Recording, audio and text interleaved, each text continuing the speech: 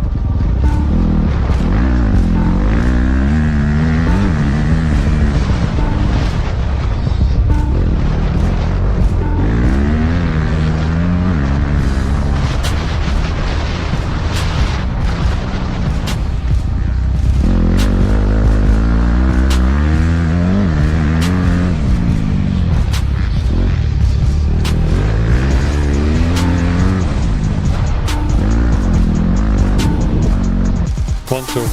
1, 2. Microphone check. Philip, can you hear me?